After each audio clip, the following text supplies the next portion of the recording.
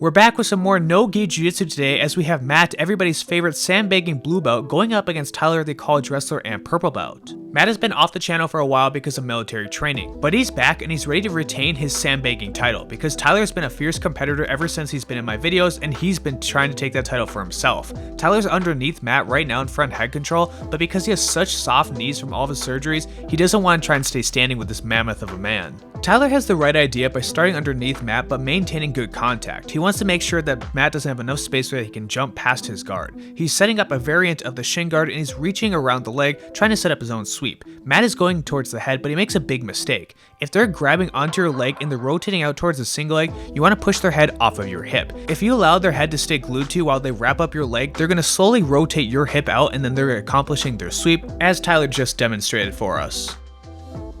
Matt brought his right arm underneath Tyler's left leg, and the reason for this is that you can try and pull the leg over and put yourself in a deep half. You have to be careful for going for this technique if you're not good at fighting off the head, especially when you're going against the wrestler. They love to control your neck and spine the entire time that they're rolling with you, so you want to make sure if you can't get to deep half that you have some good wedges in between the two of you. We can see that Matt has his right knee towards Tyler's chest, but Tyler is trying to hook over the leg and potentially set up a leg drag. The other choice is Tyler could try and bring in his right shoulder, hook over the leg, and apply a lot of pressure right onto the quad. Then he could pass the guard by sprawling out and walking around the guard, giving him an easy but safe pass. Tyler's posting on his left foot as he is deciding to walk around the guard, and then he sits over the head looking for the Kimura. But let's quickly do my question of the day, and my question is pretty simple: what is your favorite position? Lately, I've been working a ton of mount control on top, especially because I feel like our gym isn't that great at defending it, giving me a lot of easy work to try and get better at it. But let me know in the comments below, what is your favorite position to be in Jiu-Jitsu? Speaking of interesting positions, what about Matt's head in between Tyler's legs? He's looking to try and lift his head and then he can dump the legs towards one side, but Tyler's maintaining good control on top and he's going to continue to rotate around the right shoulder of Matt. We also see that Tyler quickly establishes crossed wrist control. This stops Matt from having an extra post, but Matt never skips leg day and he decides to squat Tyler up and returns to the standing position. Standing up with a college wrestler may not seem like the best idea, but how are you ever going to get better at wrestling if you don't try it? Tyler typically takes me down, but it's always a learning experience for me, so I always try and stand up with him whenever I can. Tyler's looking for inside ties on Matt. He has a nice underhook and his inside head control. Then he's going to rotate out and shoot on the far side leg once he can give a little push into Matt. He keeps his head up the entire time and continues to drive all the way through for the takedown. Tyler touches his knee to the mat for a brief second because you want to stay on your feet as long as you can. This gives you extra drive, and he even jumps out to the side after finishing the double leg, so he doesn't have to worry about any guillotine as he's already put in side control.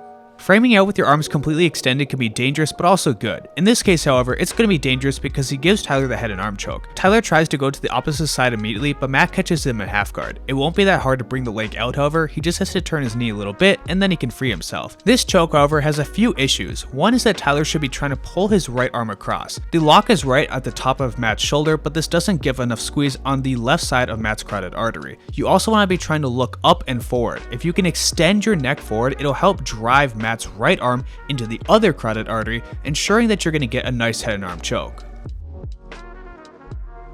Tyler eventually lets go of the head and arm choke and he just wants to maintain top control. It looks like for a split second he's thinking about an Americana, but it's going to be tough to do given his current position. Matt's bringing his elbows in and he wants to try and escape mount as quickly as he can.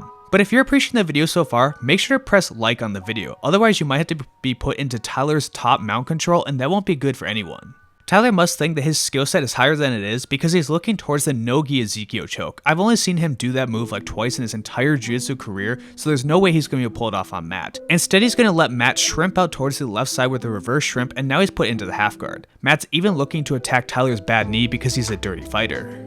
Remember Matt was trying to pull the leg over his head before and it wasn't working? Well, this is what it looks like when it does work. He's able to go out the back door towards Tyler, and if he wanted to throw his right leg over for a calf slicer, he could probably hit it. Instead, Tyler decides to go to his butt because he doesn't want to risk another injury.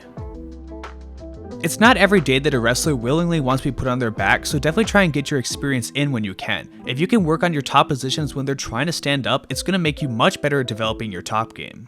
Matt's looking to pass Tyler's guard by going around the left side using some pressure passes. He also keeps his elbows and arms in tight so Tyler can't flare the elbows and use it against him, potentially setting up some shoulder clamps. I'd like to see Matt go for a body lock because Tyler continues to try and sit up. If you can keep the lock around his lower back, then you can easily pull him back down towards the mat.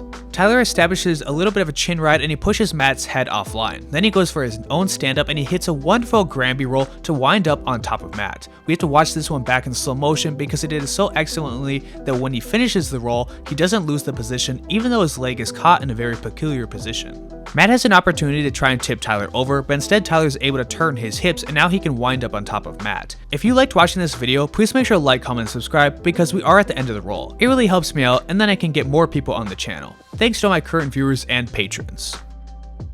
But before you go, if you want to look extremely stylish doing jiu-jitsu or other sports, then make sure to check out xmartial.com from my link in the description below so you can get awesome gear like I have and you can use promotion code Tyler10 to save extra money.